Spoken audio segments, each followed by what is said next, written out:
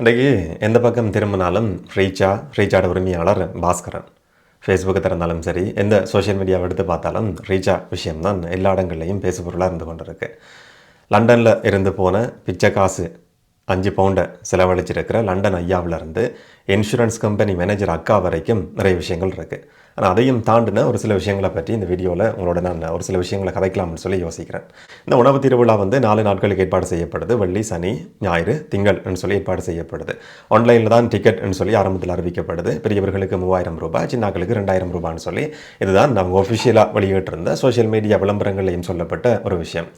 Unlimited என்ற வார்த்தை பயன்படுத்தப்படுது. 3000 ரூபா கொடுத்து உள்ளே போனீங்கன்னு சொன்னால் எவ்வளவு வேணும்னு சொன்னாலும் சாப்பிடலாம். வெள்ளிக்கிழமை நிகழ்வு வெற்றிகரமாக நடத்தப்படுது. ஒரு சந்தோஷமாக ஒரு வீடியோ வெளியிட்டிருந்ததை நான் பார்த்தேன்.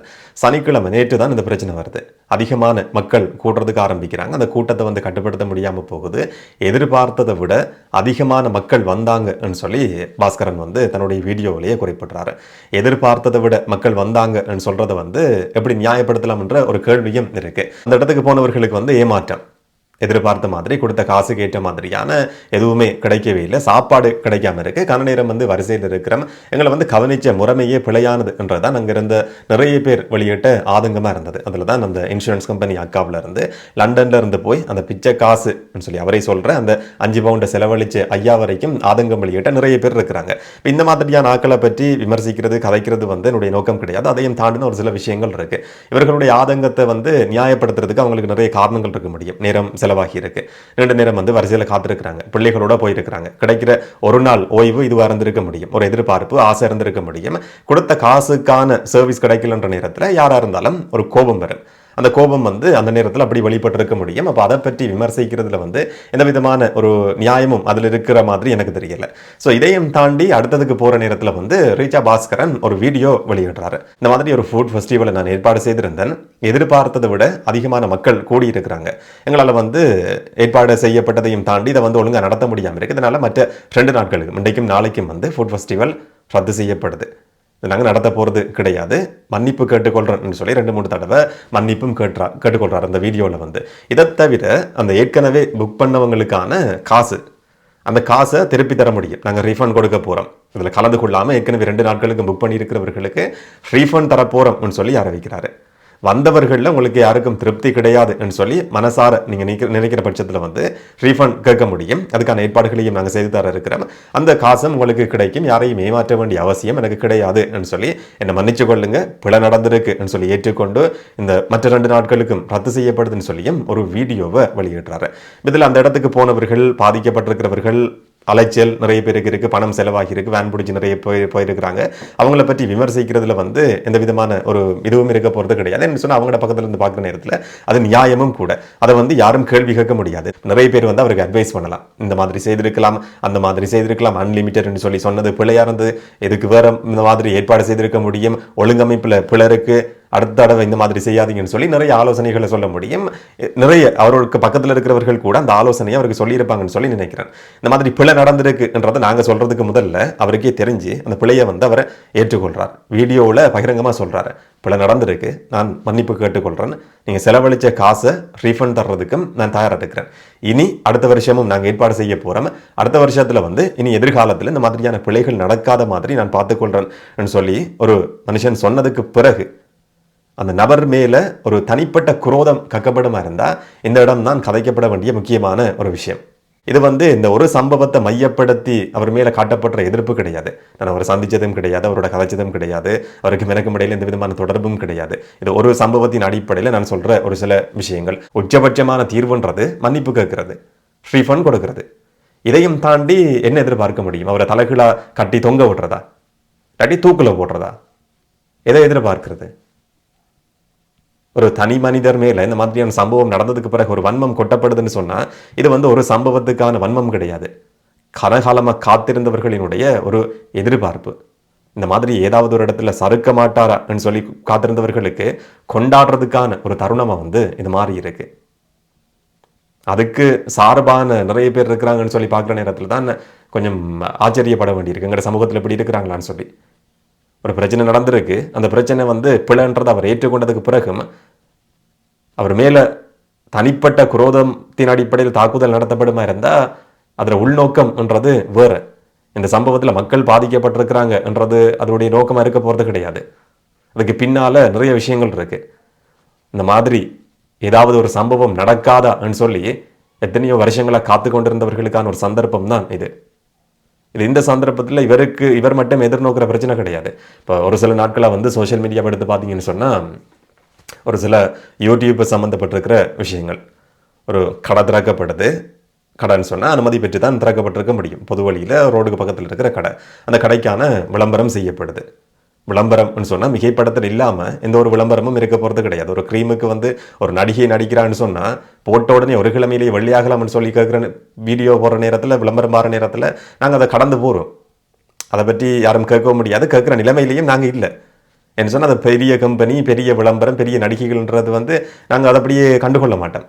ஆனால் எங்களுக்குள்ளே இருக்கிற ஒருத்தன் வந்து ஒரு விளம்பரம் செய்கிறான்னு சொல்கிற நேரத்தில் வந்து அது தனிய அந்த விஷயத்தை மட்டும் எடுத்து கதைக்கிறதையும் தாண்டி அது வந்து ஒரு வன்மமாக மாறுதுன்றது நீண்ட காலமாக எங்களோட மனசுக்குள்ளே இருந்த அந்த குரோதத்தை வெளிப்படுத்துறதுக்கான ஒரு சந்தர்ப்பமாக இதை நாங்கள் பயன்படுத்துகிறோம்ன்றதான் அதனுடைய அர்த்தம். அதே மாதிரியான ஒரு விஷயம் தான் இப்போ ரீச்சா பாஸ்கரன் அவர்களுக்கும் நடந்திருக்கு அப்படின்னு சொல்லி நான் பார்க்குறேன். எங்களுக்குள்ளே இருக்கிற ஒருத்தனை வந்து தூக்கி விடாமல் இந்த சந்தர்ப்பத்தை பயன்படுத்தி அவனை கீழே இறக்கி விடுறதுக்கு, தள்ளி விடுறதுக்கு அந்த காலை பிடிச்சி இழுக்கிறேன்னு சொல்லுவோமே, அந்த மாதிரியான ஒரு முயற்சியில் நாங்கள் ஈடுபடுவோமா இருந்தால் எப்படியான ஒரு வாக்கில் நாங்கள் இருக்க போகிறோம். அடுத்து வந்து இதுக்கு பின்னால் இருக்கிற அரசியல். இப்போ ரீச்சா பாஸ்கரன் வந்து அரசியலில் குதிக்க போகிறார், மாகாண சபையில் களமிறங்க போகிறார் என்ற மாதிரி ஒரு விஷயம் பேசப்படுது.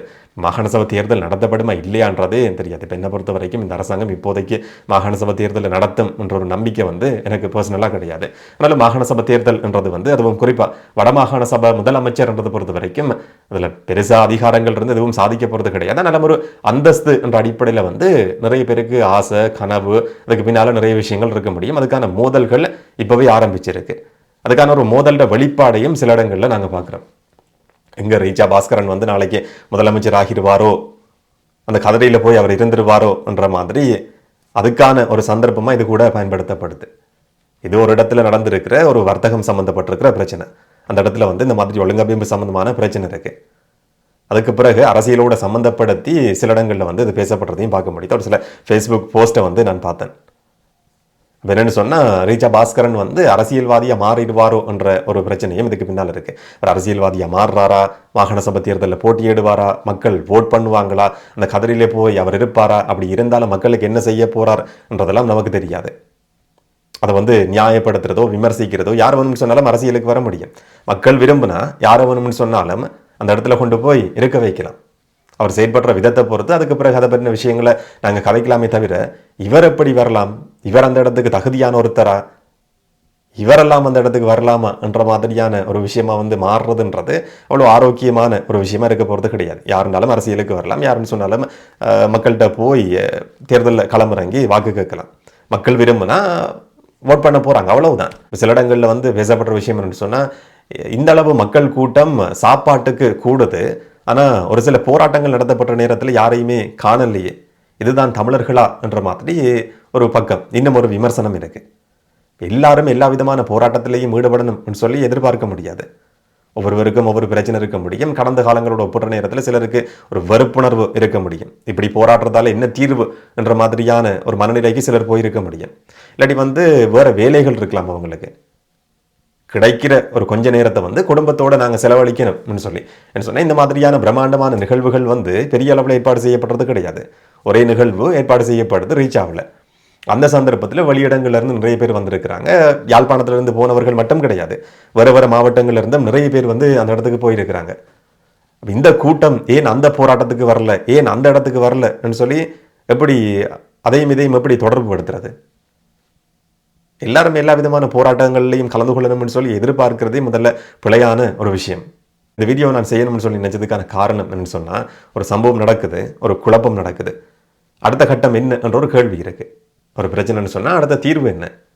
அந்த தீர்வை வந்து அவர் சொல்றார், நடைமுறை சாத்தியமான ஒரு தீர்வு வந்து சொல்றார். ஒன்று மன்னிப்பு கேட்குறேன்றது, அடுத்த முறை இந்த மாதிரி பிழை வராமல் நாங்கள் பார்த்துக்கொள்கிறோம்ன்றது, 2 நாட்களுக்கு நடத்தப்பட இருந்தது ரத்து செய்கிறோம்ன்றது, ரீஃபண்ட் தரலாம்ன்றது. இதையும் தாண்டி நாங்கள் எதை எதிர்பார்க்கிறோம்? இதையும் தாண்டி கொட்டப்படுற வன்மம்ன்றது இந்த சம்பவத்தை மட்டுமே மையப்படுத்தின வன்மம் கிடையாது. இது நீண்ட காலமாக காத்திருந்தவர்கள், இந்த மாதிரி ஒரு சந்தர்ப்பம் வராதான்னு சொல்லி எதிர்பார்த்திருந்தவர்களை இந்த சந்தர்ப்பத்தை பயன்படுத்துகிறாங்கன்றதான் இதில் இருக்கிற வெட்கப்பட வேண்டிய ஒரு விஷயம். இந்த மாதிரியான முயற்சியாளர்கள், இந்த மாதிரியான முயற்சிகள் வரவேற்கப்படணும், ஊக்கப்படுத்தப்படணுமே தவிர ஒரு சம்பவத்தின் அடிப்படையில் இந்த மாதிரி சேறு பூசப்படுமா இருந்தால் இது அவ்வளோ ஆரோக்கியமான ஒரு விஷயம் கிடையாதுன்றதான் என்னுடைய கருத்து. இதை பற்றி நீங்கள் என்ன நினைக்கிறீங்க? நீங்கள் இதை எப்படி பார்க்குறீங்கன்றதை கமெண்ட்டில் சொல்லுங்கள். நாளைக்கு நாங்கள் இன்னும் ஒரு வீடியோவில் சந்திக்கலாம். வணக்கம்.